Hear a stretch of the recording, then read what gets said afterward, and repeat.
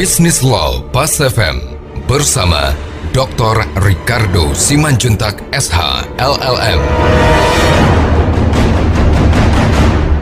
Mitra bisnis, hari ini kita kembali akan membahas tentang undang-undang kepailitan. Indonesia tidak bisa menutup diri dalam waktu dekat atau lebih lambat akan menjadi bagian dari aktivitas cross-border insolvency, konsekuensi, ya kan? Secara khusus dalam proses penyatuan atau bersatunya wilayah ASEAN.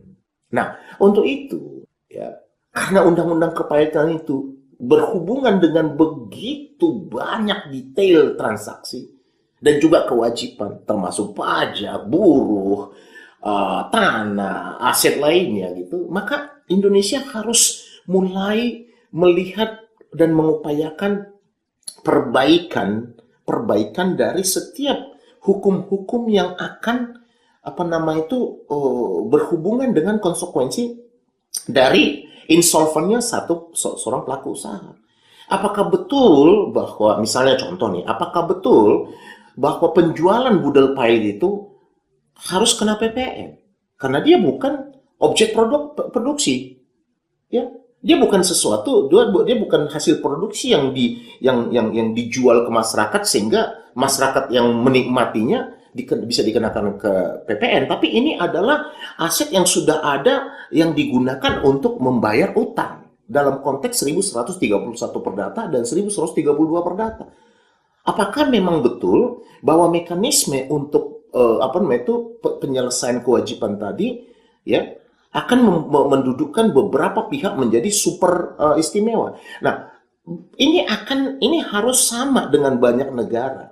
Dan juga misalnya dalam penerapan seperti misalnya kedudukan kredit separatis misalnya. Ini harus sama. Nah, gambar ini harus kita samakan dalam menjelang kehadiran dari cross border insolvency, karena kalau kita lihat seperti di Singapura sendiri, mereka sudah menjadi pelopor dalam proses pergerakan internasionalisasi dari undang-undang kepailitan. Mereka sudah mengkonsolidasi undang-undang kepailitan mereka dalam bentuk IRDA.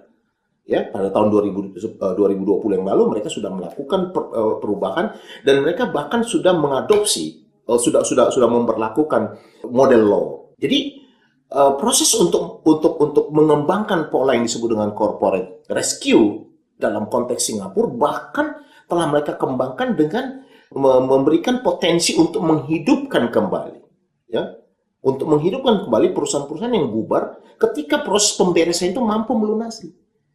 Nah, hal-hal seperti ini akan membuka begitu banyak ruang, ya kan, untuk melakukan perbaikan aktivitas bisnis. Nah, sampai sejauh mana kita melihat bahwa hukum kepailitan itu merupakan instrumen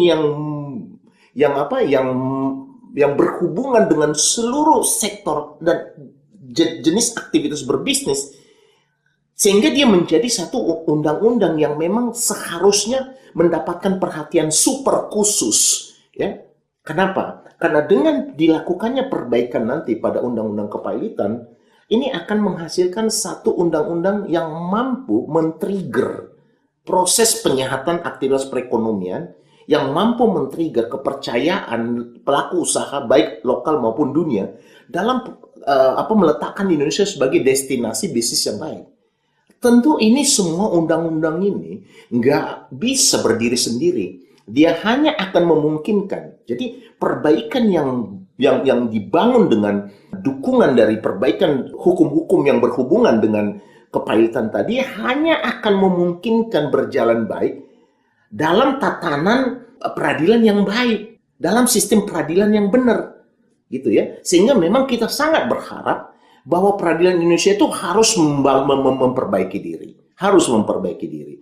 Nah, kalau kita lihat begitu banyak masih persoalan-persoalan oknum-oknum yang melakukan tindak korupsi di peradilan, ini membuat memang warna peradilan Indonesia itu menjadi masih sangat-sangat susah diandalkan. Ya, nah ini tidak hanya berhubungan dengan para hakim, tapi juga sistem administratif di pengadilan, ya, fungsi panitranya dan juga hal-hal yang berhubungan dengan proses kecepatan kepastian hukum dalam pelaksanaan undang-undang kepailitan. Karena tanpa itu, perubahan undang-undang kepailitan ini tidak akan juga memberikan hasil yang lebih baik. Ya, Artinya, kita mau pastikan bahwa masa waktu, kalau kita lihat sekarang, dalam masa waktu 98 sampai sekarang tahun 2024, itu adalah satu masa yang panjang untuk bisa melihat apakah proses pematangan dari undang-undang kepailitan ini terjadi, ya, atau dia malah masuk kepada posisi yang semakin melemah, yang aktivitas penggunaannya lebih bersifat reaktif. Nah, hal seperti ini akan menjadi kajian yang paling penting untuk bisa menghasilkan. Sehingga dua yang harus diperbaiki. Undang-undangnya harus diperbaiki, lalu sistem peradilannya juga harus diperbaiki, dan seluruh insan yang berhubungan dengan proses kepailitan termasuk hakim juga, kurator, para advokat, itu semua akan menjadi satu bagian yang untuk bisa melihat satu pertemuan undang-undang yang mampu memperbaiki aktivitas berbisnis dan juga mampu memperbaiki warna perekonomian Indonesia sehingga mampu mendudukan Indonesia sebagai the real business destinasi di dunia. Demikian pembahasan kita hari ini. Saya Ricardo Simanjuntak untuk Business Law Pas FM.